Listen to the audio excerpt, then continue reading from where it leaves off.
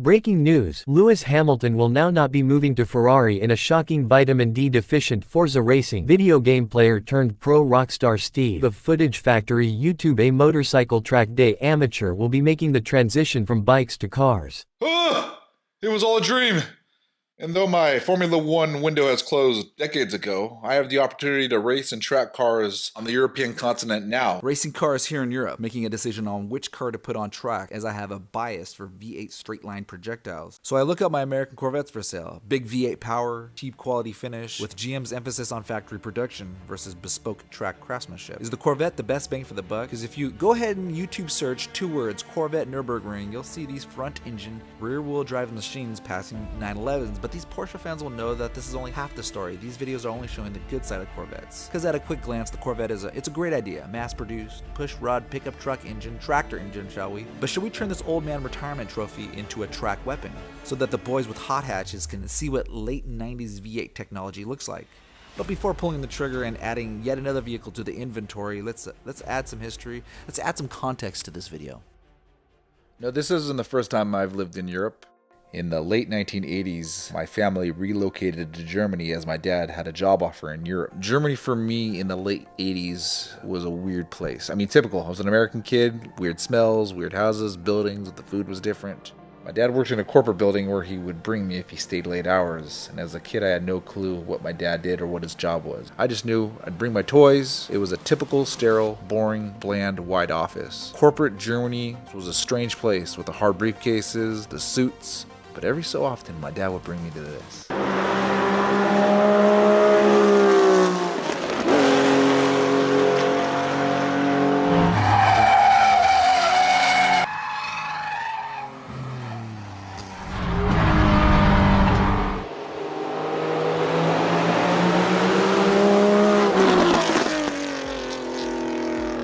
I had no idea what was going on as my dad would take me to multiple racetracks around Europe. A lorry, a semi-truck from England would show up, and these blokes would pitch a BF Goodrich Racing circus tent in the paddock. These guys were the tire support for the race series. I watched grown men arguing with the car owners about not having the proper stickers on their car. I was so young I couldn't comprehend or appreciate what was going on. My dad told me, don't root for the Ferraris, root for the Porsches, as if I knew what the difference was. As a young American boy, I couldn't grasp how special of a situation this was. The cars were dirty, the stickers were peeling off, they were loud, everyone was in a rush. It was wonderful.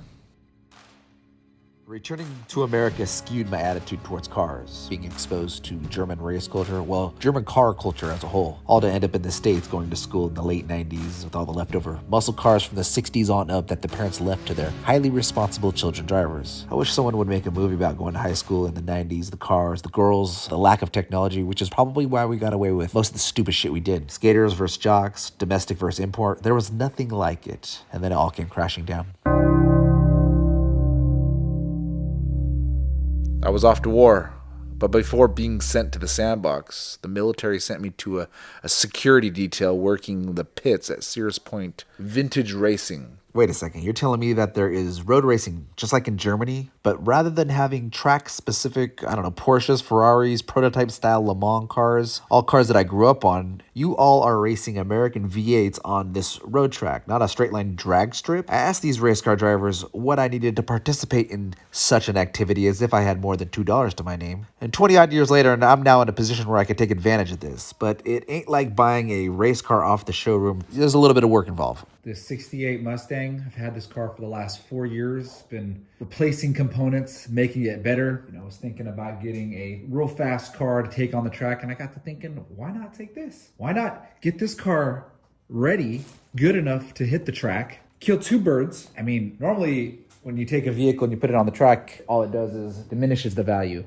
Getting the suspension, rear axle refreshed, drivetrain, engine, transmission, electrical, and driving it up down the road is, a good way to shake it down. But if this thing was strong enough, secure enough to hit the track, this paint job was cheap. It's just primer with one finish coat on it. Getting this thing ready, it has these traction bars, slapper bars, more for the quarter mile traction, get down the quarter mile as fast as you can. Nothing for road racing like I'm going to do at my local racetrack. Here she is. This is what I am bringing to 2024. And how fast things move, it probably won't be ready until 2025. At least we'll get started, at least we'll have fun, and at least we'll shake this car down, because in its current situation, I'm not able to shake anything down. Sure, I can test the indicators, the brake lights, the headlights, high beams, so forth. I think getting speed to this car beyond 40 miles an hour can really shake the components down. This is my 68 Mustang. I saved it from a rough life, but the real question is, what kind of life does the future hold for this vehicle? Imagine this 65 Mustang being eligible for class racing in the future, all because it has the proper documentation built around the traveling circus, better categorized as racing in faraway lands across many ponds. You might see this as far-fetched, but crazier ideas have been concocted. How does one become a race car driver professionally, for fun? If you don't have a parent that gets you into the sport go-karting when you're a little kid with the hopes of you being a Formula One driver when you're in your 20s, how do you get into racing when you're in your 40s? What kind of vehicle do you use? Because you're past the stage of go-karting. Some people might disagree with me, but how do you get your car on the track, and what car do you use? Some people might say, go the proper route. Get yourself a Mazda Miata, an MX-5, or a BMW 3 Series, an E36, or get yourself a car that's not overpowered so you can learn yourself the basics. And I understand this method. It's the same for motorcycles. I've had guys pass me on CB500 Hondas while I'm on my 200 horsepower Ducati. The reason that is because that person that passed me understood the basics of racing motorcycles, where here I am on the fastest bike and I didn't, and maybe I still don't. So I wonder, what type of person, what type of race car driver races vintage racing? Are these ex-Formula One, ex-Le Mans Series racers that have aged out of their series and now the class for them is vintage racing? Or are these older gentlemen that have retired from whatever normal occupation they've done and they're starting out with vintage racing because the route of them going to Formula One is, that door has closed. They still want to race. Sure, they can hop in the BMW or Ferrari or some type of Formula car and get training like I'm doing here in the Dubai Autodrome. And for the last 3 years, I've been racing and entering track days with motorcycles, but I'm at a point now where I'd like to graduate into framed or caged, rather, four-wheel cars. And that's basically what the premise of this video is, me brainstorming out loud as I begin the process of pivoting into another race series, race discipline. So here we are, making YouTube videos in the off-season, exploring the different options we can take, because I have two and a half project cars in which I need to get the projects done. I could take all three of these cars because they're GT sport type cars and put them on the track. And I might still do that. I feel like Leonardo da Vinci, where I've started up a project without finishing it. I need to finish these projects before I go out and buy a Corvette and then put that car on the track. Now, these three different cars are two separate Mustangs and a Skyline. I'll get to the Skyline in a second because the Skyline is something I'd also like to put on track. There's actually no car, no project I have right now that can't be a track-worthy vehicle, whether that be a motorcycle, pit bike, Mustang, Skyline, potential Corvette. My first project, 65 Mustang, car still in the States, an original 6-cylinder, 4-lug coupe.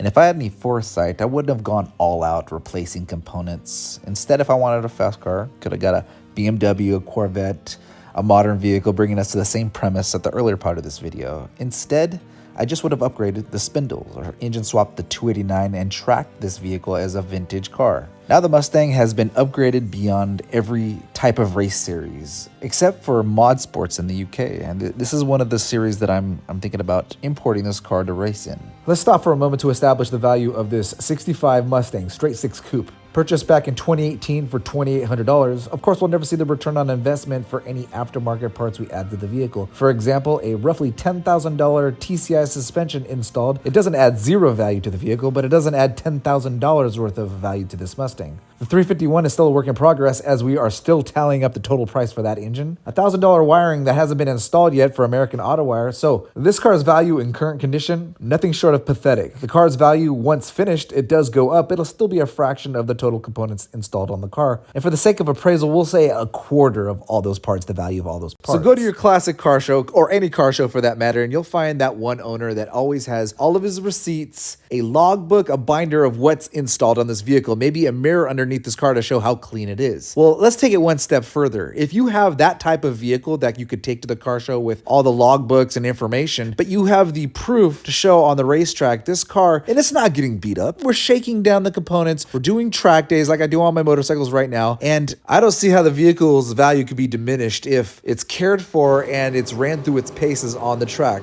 And digressing back to the vehicle at hand, the running vehicle at hand, and just because it's running doesn't make it track worthy. But this is the fork in the road. This is the theme of the video. Do we purchase a new vehicle, ship it over the pond and all the difficulties that come with that? Or do we prepare the vehicle that we already have in hand? And my goal in this whole spiel is to have fun and build a race car. This isn't about me getting to the top of whatever pinnacle race series I enter. No, I'm just having fun. And the car is the trophy. The trophy is the car in itself. Some of the problems, if I were to spill my beans of the current specific issues that need to be addressed on this Mustang, the 4-speed top-loader transmission is leaking and leaking bad. I guess I can keep refilling the transmission, but setting it out on a track day, I have personal hours-long experience cleaning a racetrack after an oil spill, so not prepping this car would be a good way to piss people off and potentially get me kicked off the track. Moving down the list of things that need to be done, the original engine needs to be pulled and set aside and refreshed for a later date, the current 289 that's in the vehicle, while a period correct 302 with iron heads and hopefully built up so that it can produce enough power to get out of its own way needs to be sourced. And I guess this is a good time to mention CobraAutomotive.com, also a period correct website. It looks like it hasn't been updated since the 90s, but that's not necessarily a bad thing because what this website specializes in is vintage parts that work with vintage racing. As you can see right here, this vintage approved RHS Pro Action small block Ford head is what they use here in verbatim. They're all out vintage road racing engines that make 560 plus horsepower. So this is something I might want to take a look at with building my engine up and still passing the scrutineering test. And suspension is the same. Looks like it's period correct. The only issue now is shipping this out to Europe and not incurring any tariffs or problems or who knows what we could run into. And as this video draws to an end, as I ask for a subscription, a like, and some positive dialogue in the comments, also I'm not asking for advice unless it comes to specific components on the Mustang, I'll be moving forward talking maybe in my next video about my Skyline and specific upgrades that I'll be doing to that. I might digress back to motorcycles, as in the next week I'll be shipping my motorcycle off to Spain for sunny track days to get out of the dreary UK February, March weather and get some much needed vitamin D. Other than that, I appreciate you watching. This is Footage Factory. I'm going to keep making videos. I'm going to keep pushing with my vehicles. I'm going to keep pushing with motorcycles. And you know what? I'm just going to enjoy the ride. So thank you. Signing off.